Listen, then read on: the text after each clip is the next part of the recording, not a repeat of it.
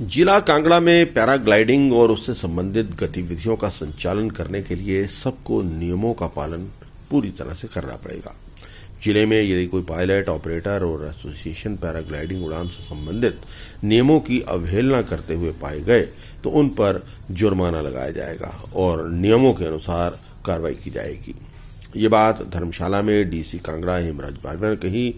DC Kangra ने कहा कि प्रदेश सरकार जिला कांगड़ा को राज्य की पर्यटन राजधानी के रूप में विकसित करने की दिशा में काम कर रही है। बकौल डीसी हमारी पर्यटन गतिविधियों में एरो स्पोर्ट्स गतिविधियां, विशेषकर पैराग्लाइडिंग, विश्व भर में पर्यटकों को आकर्षित करती हैं। इसलिए पैराग्लाइडिंग के संचालन से संबंधित पर्यटकों की सुरक्षा से किसी भी प्रकार का समझौता नहीं किया जा सकता। उपायुक्त ने पैराग्लाइडिंग ऑपरेटरों को निर्देश दिए कि पैराग्लाइडिंग की उड़ानें निर्धारित समय पर ही की जाएंगी। उन्होंने कहा कि बहुत बार देखने में आया है कि पैराग्लाइडिंग पायलट उड़ान के लिए मनमर्जी करते हैं।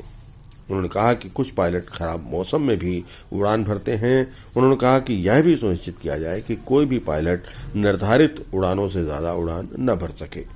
पैराग्लाइडिंग में आप देखोगे एक ना, आप लोगों को भी इस चीज़ में क्लैरिटी होनी चाहिए, जितने भी हमारे मीडिया के पर्सनल हैं, क्योंकि एडवेंचर स्पोर्ट्स है। तो एडवेंचर स्पोर्ट्स में सेफ्टी के जो पैरामीटर्स हैं बहुत हाई होते हैं और उनको हम फॉलो करवाते हैं, हमारे जो भी ऑपरेटर होते हैं। और जितने भी इंसिडेंट हुए हैं, अगर आप मैक्सिमम इंसिडेंट्स को देखोगे तो सारे सोलो फ्लायर्स के एक्सीडेंट हैं। सोलो मतलब जो अपना खुद उसने लाइसेंस लिया हुआ है और वो अपने सोलो फ्लाई करता है। टेंडम फ्लाइंग में, जिसको बोलते हैं ना कि जो टूरिस्ट जिसको करता है, टेंडम फ्लाइंग में एक्सीडेंट बीड बिल्डिंग में तो मुझे लगता है काफ़ी समय से नहीं हुआ है। अनफॉर्चुनेटली इंद्रुनाग में वो घटना हुई थी, उसके पीछे के भी कारण आप सबको पता है कि भाई समय ज़्यादा हो रहा था, लेट हो रहा था, फिर भी इंसिस्ट कर रहे थे, तो बड़ी सारी चीज़ें उसके अंदर इन्वॉल्व हुई। तो उन सब चीज़ों को लेकर पहले तो मेरा मानना ये है कि जो टेंडम फ्लाइंग है, हमारा फोकस है टेंडम फ्लाइंग में एक्सीडेंट नहीं होना चाहिए। सोलो फ्लाइंग में अगर एक्सीडेंट हो रहा है उसके लिए अलग से पैरामीटर्स हमारे निर्धारित हम लोग कर रहे हैं और उसको रेगुलेट हम अलग तरीके से कर रहे हैं। टेंडम फ्लाइंग में ये चीज़ ठीक हो या ये लोग जो फ्लाई कराएं वो ठीक कराएं, उसके लिए आवश्यक है कि जो सेफ्टी के बेंचमार्क्स हैं वो फुलफ़िल हों।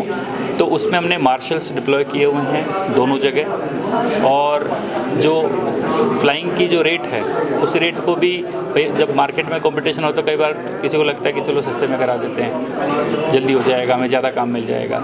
तो वहाँ पर भी हमने मिनिमम और मैक्सिमम फ्लोर तय कर दी कि भाई ऐसा नहीं कि आप कंपटीशन के चक्कर में आप बिल्कुल ही 1000 रुपये में आप किसी को पैराग्लाइडिंग करा दो और 1000 में आप रोज़ की से 15-20 करा रहे हो, तो आपकी खुद की कैपेसिटी, आपकी इक्विपमेंट की कैपेसिटी है, तो उस पर कहीं ना कहीं अपना सेफ्टी कॉम्प्रोमाइज़ होती है। तो उस चीज़ को भी हमने तय किया है। दूसरा सबसे इम्पॉर्टेंट हमने ये किया है कि जो सब डिवीज़न लेवल पे हमारे ऑफिसर्स हैं जो रेगुलर उस चीज़ को मॉनिटर भी कर सकते हैं, तो डिसिप्लिनरी जो कंट्रोल है, जो पावर्स हैं फाइन कराने की, चालान करने की, वो हमने सब डिवीज़न लेवल कमेटी को डेलीगेट कर दी और उनको हमने निर्देश दिए हैं कि आप अपने ऑफिशियल्स को आईडी कार्ड देकर, चालान बुक्स देकर उनको फील्ड में रखें।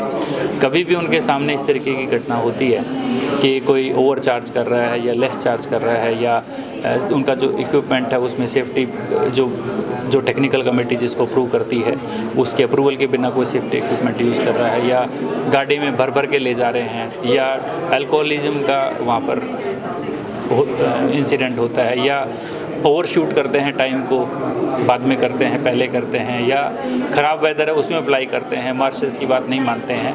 तो ऐसे सारे सिचुएशंस में वो जो सब डिवीज़न लेवल कमेटी के जो हमारे अधिकारी हैं वो कॉम्पिटेंट होंगे कि उनको हम चालान कर सकते हैं।